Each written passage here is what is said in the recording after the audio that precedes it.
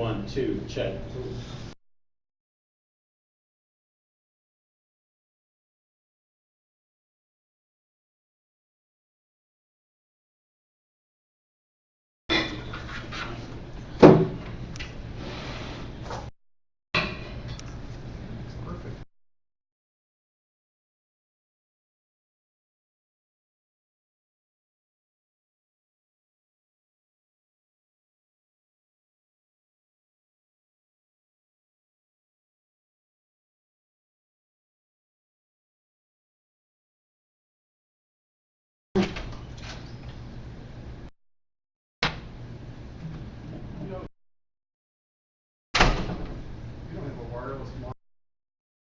I have a, roving mic. Yeah. Great. We don't have to repeat them.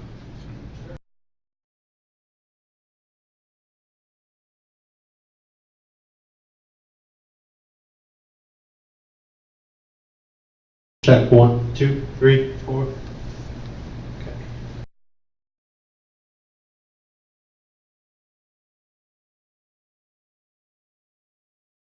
Button right here, hold it down till it lights up. Oh, great. Perfect. If you need to.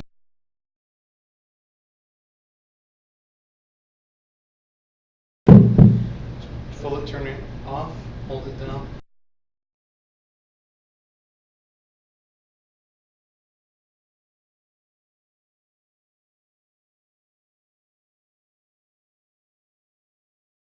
All good. Just one speaker? Yeah. I'm not sure. Do we have just one? Just one. Yeah. Just. I had to remove a chair. Yeah. So. As long as it's still in here, we're in our 90s. We're good. Okay. We're just expecting about 6. Okay. Okay.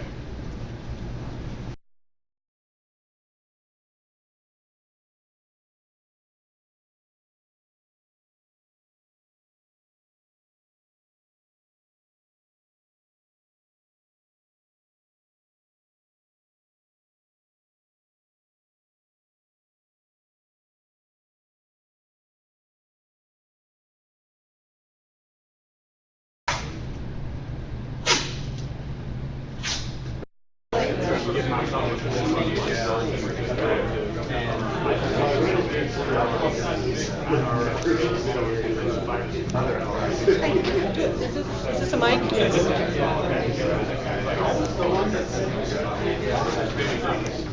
Hi, everybody. Welcome, everyone. I'm Karen DeGrand. I'm president of the Appellate Lawyers Association. And welcome to our presentation by Hugh Griffin on standards of review.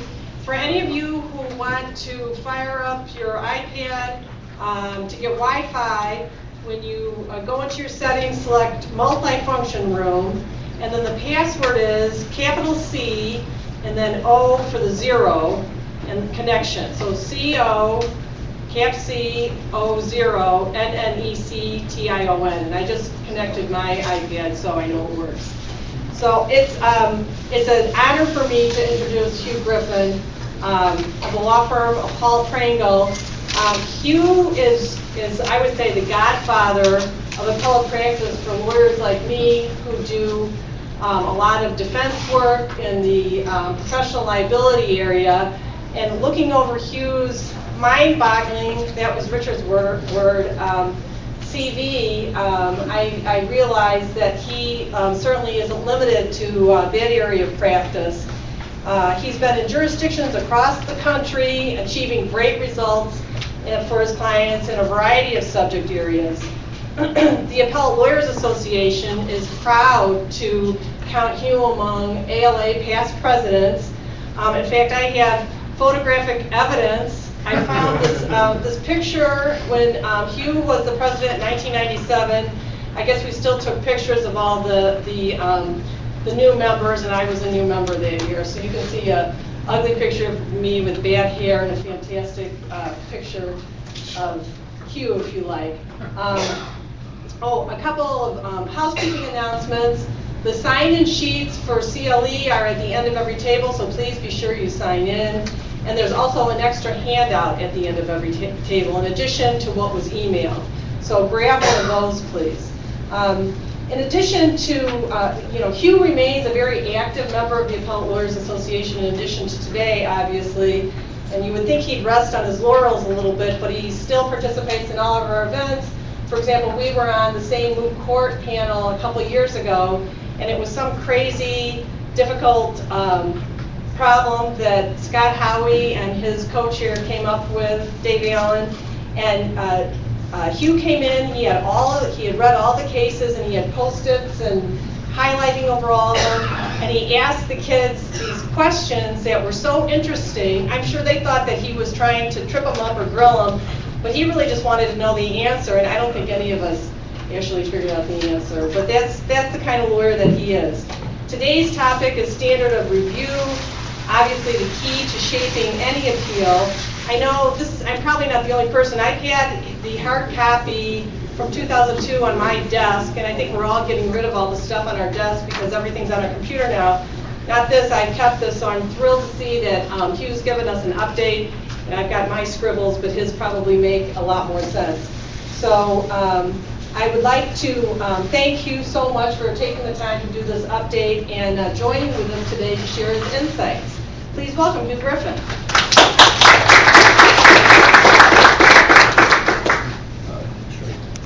I just want to remind you that if you have questions, just raise your hand and I'll bring the portable mic to you so everybody can hear your questions. There was an update to the update. I don't know if everybody got it when you walked in. Beware of the two-issue rule is the title. So if you didn't get one, make sure you get one before you leave, and we're going to talk about the rule a little bit. Standard of review. We all know what that is. That's after you find some good issues in that trial transcript. You call your client, you say, hey, we're going to have a great appeal here. Can I get your authority to proceed? You get the authority. You timely file your notice of appeal. You pay for the record. You get that timely filed. You do your research. You write some great arguments, statement of facts. You're all set to go, but wait a minute. Wait 1 minute. You got to look at Rule 341 D3. And it says here, the appellant must include a concise statement of the applicable standard of review for each issue with citation to authority, either in the discussion of the issue in the argument or under a separate heading placed before the discussion in the argument. By the way, I think I said 341 D3. It's 341. Somebody cut off my copy here. I think it's F3, but it's in Rule 341. So, okay, let's run back through the brief here. We can stick it in all in one little section, or we can go to each issue and stick it in. Now we're good to go. Send it to the printer, get it filed, and away we go. No, please don't do that. No. If I leave you with only one thought today, it should be that standard of review is about the first thing that you think about before you talk to the client, before you give your evaluation of the appeal, before you recommend an appeal, because it can color the whole case. If you're stuck with an abuse of discretion standard of review, you're going to have to climb a pretty high mountain. And if you don't believe me, let me quote former Justice Wolfson from the Whirlpool case. This is in the old article, actually. This was a case where they affirmed a dismissal for foreign nonconvenience dismissal. And to quote Justice Wolfson, perhaps we would have decided this case differently under a de novo standard of review. So even though he thought the arguments were persuasive and the authorities solid, because he was evaluating the case under an abuse of discretion standard, he affirmed. So there's an example of how the standard review is going to affect your case. So what are the standards of review? Well, if you're an appellant, you'd like to have de novo.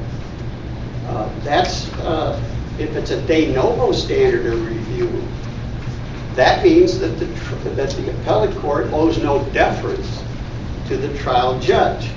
So to take it back to Justice Wolfson, if in a de novo standard of review case, the appellate court would have decided the case differently, then they will decide it differently because they're starting from scratch.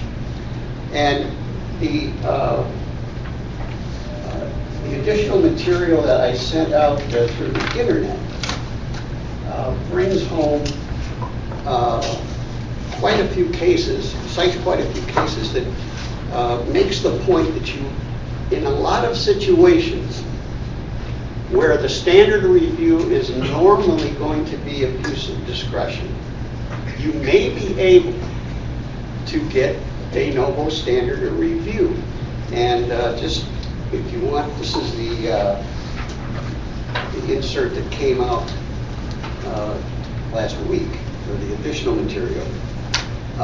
You can see Nolan versus Weil McLean, where the court said, because the evidentiary ruling of the court in that case was based upon its analysis of the law, that other exposures to asbestos should not be introduced in an asbestos case, then our review will be de novo. Now, and then you go down to look at the McWilliams case. That's a case talking about the foundation established for an expert to give expert testimony. Normally, that's an abuse of discretion standard. But in a case where the lower court simply looked at a written deposition and wasn't judging it based upon the expert's live testimony or any voir dire examination before the trial judge live, the issue of credibility, the court said we're going to review that de novo. And the Madison Miracle case, another example of where oftentimes what are normally going to be abuse of discretion can be argued, soundly argued, as being a de novo standard of review. That means, again, the court starts on a clean slate.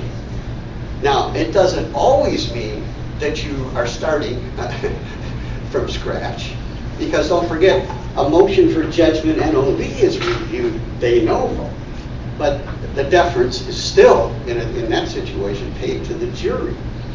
You're back to the Pedrick standard, that all the evidence viewed in the light most favorable to the appellee so overwhelmingly favors the appellant that no contrary verdict could ever stand. So it's not, just because you're going de novo, it's not always going to be starting from scratch. If you're dealing with a 216 dismissal, if you're dealing with summary judgment, then it is. Then you're talking about a de novo analysis by the appellate court, no deference accorded to the trial court, and your chances of success are going to improve under that standard of review. What's our next standard? Manifest weight of the evidence. Hear that a lot. And that usually means that there's been an evidentiary hearing and a ruling based on that evidence by the trial court. And how do you get that overturned? Well, it's a pretty tough standard. Viewing the evidence in the light most favorable to the appellee, the opposite conclusion must be clearly apparent, or the finding below must be palpably erroneous, or unwarranted, or appear arbitrary and unsupported by the evidence. A tough standard. Note, however, it is a lesser standard than judgment NOV. And you can find cases, I've never been successful in having one myself in 45 years, that say, you know, this evidence didn't quite meet the Pedrick standard, but under the manifest weight standard, it really can't stand. Mazoic versus DeFranco, it's in the original article, is an example of that, and I always cite it. And it's probably worth concluding in your brief right after your judgment NOV argument to say, well, okay, if I can't meet Pedrick, how about Mazoic? But like I say, I haven't been able to pull that off in 45 years, but it's there. And then we come to our old bugaboo abuse of discretion standard. Well, what's the standard under abuse of discretion? Well, if you're going that route, you've got a real mountain to climb, because what the courts have said repeatedly is that it's only where the trial court's ruling is so arbitrary, fanciful, unreasonable, that no reasonable person would take the view adopted by the trial court. Wow! How are you ever going to get satisfied that standard? All our justices are reasonable men and women. How can you meet that standard? Well, we're going to get to, in a second here, an overarching principle that affects all these standards of review. And while it can work against you, I think I'll submit and be subject to the justices' comments on this, but I think you'll find that the overarching principle, and that is that you have to show, besides error, you've got to show the appellate court that the error affected the outcome of the trial. And that can hurt you. It can hurt you even in a de novo situation. Talk about the two-issue rule in a minute, hurt you there. But I think if you want to talk about abuse of discretion, I think it can help you. Because again, I don't know that anybody can meet this literal standard of abuse of discretion, but if you can convince the court that the error permeated the trial and possibly and probably affected the outcome, then you will find the appellate court more willing to find an abuse of discretion. Clearly erroneous. I bring this up only because somebody asked me the last time I gave this to distinguish clearly erroneous from manifest weight of the evidence, and I didn't really have the answer, but I do now, because our Supreme Court said it's between a manifest weight of the evidence standard and a de novo standard.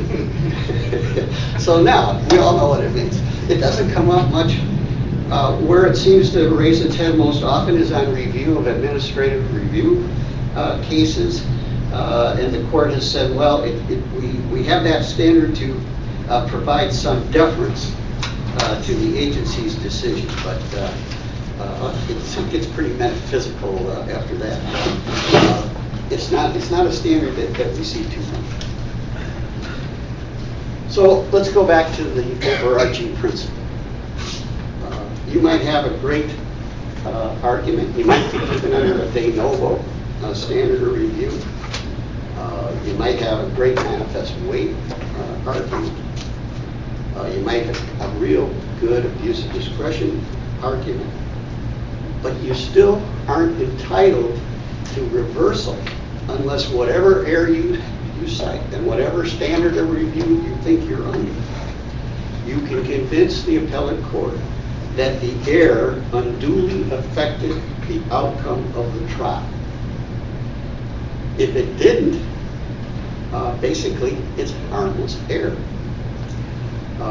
So, example, some evidence was excluded, you think it should have been admitted, but if other evidence came in to establish basically the same proposition that your excluded evidence would have established, then the court is more likely to say, well, there's error, but we don't believe that it's reversible error. If you have an instruction that was refused and that the legal principle that you're involved with in the instruction, some can be seen in other instructions that were given, the court is going to more likely than not say it's harmless error. And that brings me to the most recent handout that you got today. One that comes up more and more in this very context of, is it harmless or is it reversible error? And that's the two-issue rule. And basically what it means is if the plaintiff gets a verdict on more than one theory, more than one allegation in the issues instruction, And the error that you're asserting doesn't go to all of those issues or all of those allegations. For example, the Foley versus Fletcher case. I was involved in that case, and we thought we had a great argument that one of the theories of liability that the plaintiff's expert espoused clearly violated Rule 213F. He had not set that forth in his deposition or in his 213F disclosures. And the court said, well, okay, maybe you're right, but he had 2 or 3 other allegations separate and apart from that allegation of malpractice. And because there was a general verdict and no special interrogatory tendered, we will assume the jury verdict is on all theories of plaintiff's claim. And therefore, so there was an evidentiary error as to one of the allegations. It's harmless error because that verdict can stand on those other allegations. If you're called on during a trial to give some advice to trial counsel, keep this rule in mind. In other words, if trial counsel comes in and says, hey, you know, they wouldn't let me put in this evidence. And don't question him about, well, okay, what did that evidence go to? What did it go to a specific theory in your case? Yes, it did. Are there other theories it didn't go to? Yes, there are. Well, now you better start thinking about a special interrogatory so the appellate court will know whether or not the jury verdict was based on that allegation that went to the evidentiary error, or whether it went to the other allegations. Now, you might get the wrong answer, but if you don't ask, then you're just going to be hit with this 2-issue rule and this presumption that the verdict's on everything. I mean, it can get a little complicated. I mean, in the PLA I wrote in Foley, I said, well, I figured out there needed to be 8 questions. Now, the court, cases haven't quite wrestled with that yet. But in a case where there's 5 or 6 theories, and you want to nail it down as to exactly what theory the jury verdict is based on and rule out all others, it gets pretty complicated. But it works on the defense side too. Comes up a lot in the 2 main defenses, at least in the tort area where I normally practice, is, was there negligence? If so, did it proximately cause the outcome? Did it proximately cause the injury? Those are the law, the cases we've cited here, Strino and Tabby and so forth, have recognized those are 2 defenses. So if there's a general defense verdict, we're going to assume that the verdict is on both theories, that the jury found no negligence, and they found, in any event, that your defense conduct didn't proximately cause the outcome. Got a post-trial motion going right now where the plaintiff argued or some of our closing argument as to the nursing conduct was beyond the evidence, or in addition to what the evidence had shown. And we're arguing, okay, but that didn't go to proximate cause, and we had a very clear proximate cause defense that this injury, pressure ulcer, would have developed the way it did, regardless of what the nurses did, that there was nothing that could be done to prevent it from developing into stage 4 as it did, and we had expert testimony. So there's a perfect example. Trial judge didn't think so, he didn't ignore it, but so we're on a PLA, but again, that's the kind of case that the 2-issue rule can undermine what otherwise might be just a great argument for error. But there's a little bit of this idea in our Civil Practice Act. You see the citation there to 735-5/2. That's a bad cite. Sorry, that's 1201. 1201 together. But that's kind of getting to the issue. Talks about if there's more than one claim and there's a lack of evidence for one of the claims, the case will still be assumed to rest, the jury verdict will be assumed to rest on the claims that are supported by the evidence, unless you make a specific motion to strike the allegation that you claim is not supported by the evidence. So again, in your instruction conference, where the issues instruction is listing 3 or 4 different allegations, make sure you make the point, if you really believe that certain ones are not supported by the evidence, that you move under this section to strike those from the issues instruction.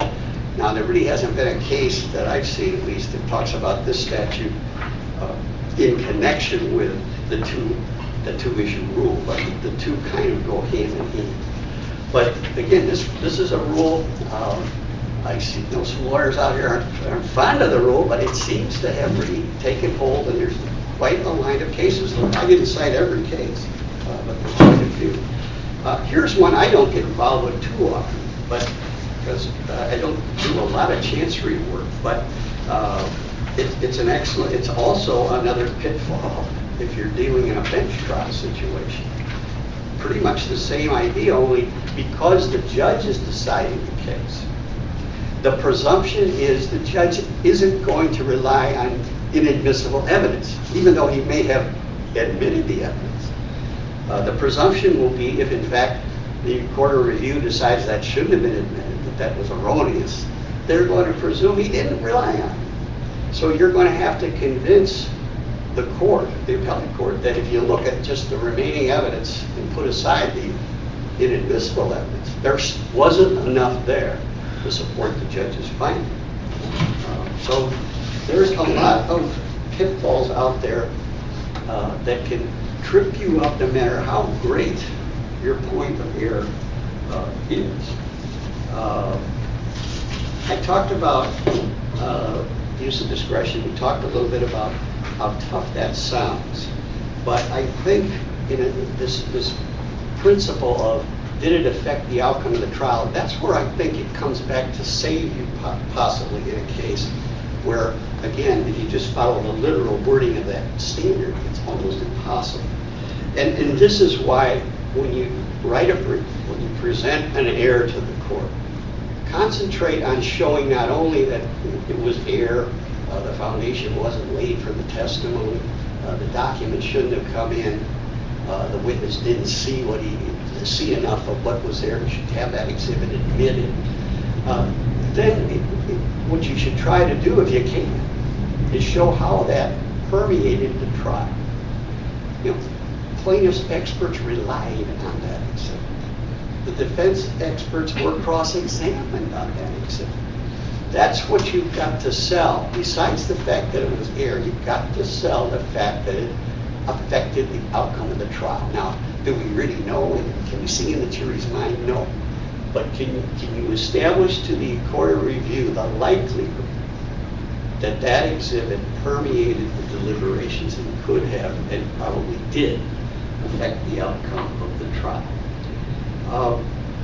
Another way that you can sometimes avoid abuse of discretion standard is to establish with the court that no discretion was ever exercised. I think I've got a case in the initial new handout that demonstrates that proposition.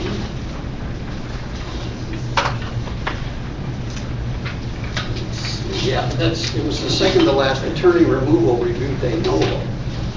And their court said, well, a trial judge normally has discretion to remove a defense attorney in a criminal manner where the removal is done repeatedly for no stated reason. We can't see what discretion was exercised. The judge didn't make a record of what discretion or what his theory was or what his reasoning was. You can sometimes avoid abuse of discretion that way. I've got a case where I got kind of caught on the other side of the issue. It is a chancery case, and there was a large prejudgment interest award. Believe it or not, I'm representing the plaintiff in the case. And the people doing the initial draft of the briefs found all these cases and said, well, Prejudgment interest, that's a discretionary thing, and so we should be arguing the court didn't abuse its discretion in avoiding the interest, awarding interest to our client. Sounds good, but if you look at the transcript of what happened, the judge decided it was a contract case, said New York law applied to the contract, and under New York law, prejudgment interest is mandatory. And so if you read the transcript of our trial, the judge is looking at that saying, gee, you know, this is kind of a harsh thing to avoid all this interest, but I think I'm stuck under New York law. So I said to the drafter of the brief, hey, you know, we can't argue abuse of discretion, because if we did, we just confessed error. The judge didn't exercise any discretion. He didn't think he had any discretion. So we argued that for this issue, under this contract, it's a de novo standard of review. So again, be careful of just grabbing the norm, if you will. Look at your case, look at your transcript, look at the basis of the court's rulings, and I think you will sometimes end up making a different argument than you thought that you were going to make. That's kind of an overview of all the standards of review. I'd like to kind of engage people in a discussion, as long as it's not a definition of clearly erroneous. But, yeah. It depends if he wants to recognize me or not. Usually he ignores me. You know, when you talked about the need now on the defense side, let's assume there's 12 charges to the jury. Drove too fast, do the stop sign. And you're, as you said, if you want to check that an error in the trial affected one of those, you would need 12 special interrogatories. But if you did that, that's why I'm raising this, if you did that, and you told the defense lawyer, I would advise my trial lawyer to object on the grounds that... It doesn't dispose of the case, right? Right. I would object on the grounds, I don't have to get a juror to agree on one of those. If there's 12 charges and 12 jurors, juror 1 could go with A, juror 2 could go with B, juror 3 could go with C, and I don't need to have them all on one page. I'm not sure if it's clear, but it seems to me there's a problem between the fact that I don't have to have all the jurors agreeing as to at least one item, and you're right to find out if the error affected one of the charges. Yeah, excellent point. Excellent point. I mean, there's a lot of ambiguity out there, but right now the rule is being applied pretty literally. And I mean, so people aren't giving 12 or 15 special interrogatories. No trial lawyer is going to let me do that. You know, no matter how much I tell him about the two-issue rule, he's not going to let me muck up a trial with all those interrogatories. I agree. We asked that question in a room with about 130 trial lawyers on both sides, and we had asked, would anybody try to do something like that? And so when you get sued for not doing it, the standard of care is don't do it, because they all agree. And when you make a note of that, because somebody I know got into trouble. Their carrier was threatening to sue the guy for not putting in a special interrogatory to do just what you talked about. Right. And again, I mean, trial lawyers, I mean, I've begged trial lawyers to, at least in cases where I thought, you know, we could get one in and it wouldn't be too complicated. But they don't want to do that. They're making a closing argument to the jury. They don't want to muck it up, if you will. And so many of the times you just can't get that. But all I'm saying is when you get the case to review and evaluate and to advise your client as to what your chances of success are, if your opponent's going to be able to argue the two-issue rule and say, well, gee, that's error, all right, but it only affected this theory of the case, and we presume this theory, the other theory is also sound because that's what the two-issue rule tells us, it's probably going to take your appeal down. That's just the way the current state of the law is now. We're going to get some further education from the court on it, or is it going to be subject to rule?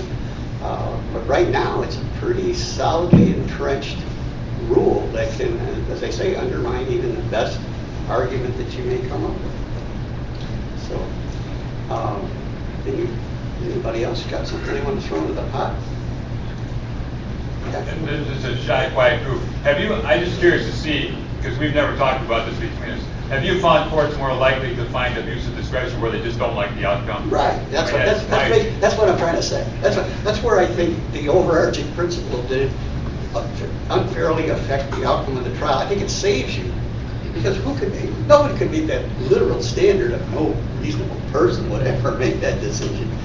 It isn't that hard, I guess is what I'm going to say, but I'd like to have Justice Simon back me up on it, or Justice Lampkin. I'm speaking for them a little bit, but you know, it's not literally that hard if you can show that this probably affected the outcome of the trial. If the court feels that you got an unfair trial, you'll be able to, and you know, the books are filled with cases finding abuse of discretion, even under that tough standard, the way it's literally worded. So don't let it completely turn off your appeal or convince you not to appeal. Again, the key is, can you show that that error was more than just an isolated rule? Did it permeate the case? Did it come up repeatedly with the witnesses? Was it argued in closing? And show the court that, yeah, this really affected the outcome. And I think you'll have a real good chance, despite that tough wording about what an abuse of discretion means. So my conclusion is going to be where I started, and that is, don't make standard or review your concluding analysis. Make it your first point of analysis, because it's going to affect your entire appeal. I think I have one question. The two-issue rule, it sounds sort of similar to the rule that I've seen in some appellate cases, that the appellate court can affirm on any basis in the record. Right. Is there much of a distinction between that and the two-issue rule? Well, where affirmance on any basis in the record normally comes up where the appellee makes a new argument that he didn't make below as to why, whatever it is. You know, maybe he's got he just didn't think of another theory of why you're wrong. And that's where you usually see it, but so it's a little bit different. It just means that if you're the appellee, you can think of new arguments that weren't raised below, and that's okay, as long as they're supported by the record. I've had a lot of experience with that, raising that to support a defense verdict. And Mike Rasek and I have gone around in circles on this, but isn't it, and the courts seem to, even just in the first district, look at it in different ways. Sometimes it's phrased as a matter of, you can't show that there's error because we can't tell from this record that there's error. And there's even a case that says it's a waiver. So, you know, maybe pulling back a little bit from parsing the specific arguments of, let's say, an expert witness, that it goes to a more fundamental idea. Do you think that would be a more logical or a fairer way to apply the rule, Hugh? You're gonna have to say it again, Gary. Well, I mean, my point is that rather than parsing through the specific, the specific theories of an expert, for example, in a medical malpractice case, but to look at the record and say, all right, the burden, whoever is the appellant, and in this particular case, it's the plaintiff is the appellant, for the appellant to be able to get some kind of a result from the appeal that they want, which is a new trial, usually, then you have to show that the error affected. Isn't it just another way of saying that you can't show that the error affected the outcome of the case? Right, absolutely. It's just another version of harmless error, but it's a pretty significant one that until the two-issue rule, I mean, you say two-issue rule to somebody on the street, and they look at you like, don't get off top. I mean, it's not something that we kind of grew up with. It's kind of come into play, in the last maybe 20 years, I'd say. And the Dillon case, Supreme Court case, has, kind of gave an endorsement, and then the appellate courts have kind of run with it. But yeah, it's basically the same basic proposition that you haven't demonstrated reversible error, because we're going to assume this jury found on everything. If it's a general verdict, we're going to assume they found on everything. But I'll play devil's advocate with you, though. Isn't what the court actually is saying is we can't tell that they're not that they're going to assume necessarily that they found on every point, but we can't tell them the point that you're raising. And isn't that the burden of the appellant? And so I don't think that's really a change. That's another way to say it. Absolutely. Another way to say it. I mean, what you say is presumed, you haven't shown us. It's all coming down to the same thing, that if there's more than one theory and the error only went to one theory, there's a two-issue rule argument. And if you can't show that that other issue was somehow implicated in the ruling, you're probably not going to be successful under the current cases that we have. Just in rebuttal, I mean, because I've been the one that's been pounded by Ms. DeGrand over the years with this issue. The question is where you put the burden of proof, which is what Karen was saying. If you put where you put the burden of proof, whoever has the burden of proof can never carry that burden. And the distinction in Illinois is that it's different in Illinois than it is in the federal courts and most of the rest of the country. The burden in the rest of the country is if you make a mistake, you've got to show it didn't matter. Right. In Illinois, you know, if you made a mistake, I have to show it. Right. It It's presumed that, you know, many courts say if there's error, if we see error, we're going to presume it affected the outcome. But we have adopted a different approach. And that's why you got to think about these kind of things before you go to your client, before you tell them you got a good opinion. Don't want to tell them later on, gee, I forgot to tell you about the two-issue rule. Not good. And that's the problem you have as an appellate lawyer. I mean, right? We've talked about that. I mean, you basically are going back to the client saying we can't do this, and it works on the plaintiff's defense side because your trial lawyer made a mistake. That's how it comes out to the client. Yeah, well, that's you get back into that. Well, how come you didn't give a special interrogatory? Well, you would have had to give it 12 of them. I mean, it's not an easy solution. As they say, when I was on the other side of it, I wrote my PLA that way. You got to give us some guidance here because, you know, I figured out I had to write 8 questions. Is that what you want? Then you're going to run into the rule that says, hey, wait, a special interrogatory. You don't give that unless it's controlling of the whole verdict. Well, if you break it out into these theories to get these answers, it really won't be. So it's not a perfect solution. It's not a perfectly answered issue. But that's what we're living with right now. So again, don't forget about the two-issue rule. Thanks very much, unless somebody else has some more questions.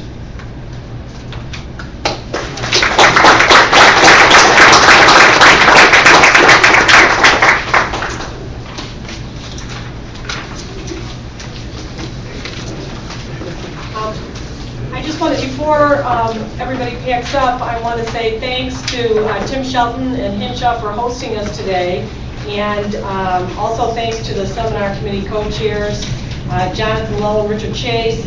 And also, I'm remiss that I didn't recognize at the outset that Justice Bertina Lampkin and Justice John Simon are here. Very quiet during this debate, so not showing their thoughts on that. Don't forget to make sure that you sign in for your CLE, and there'll be certificates, I think, either passed around or available at the table. We still have some fabulous Appellate Lawyer Association events coming up. If anybody wants to get on the road for a road trip to Springfield, that's May 15th. For the 4th District Luncheon, May 21st, we have the 7th Circuit Roundtable, and one of the most exciting events of the year, June 13th, will be the installation of the new president and the new officers and directors, and then June 20th will be at Starved Rock for the 3rd District. So thank you, everybody, and thank you so much, Hugh. Thank you for these fantastic materials.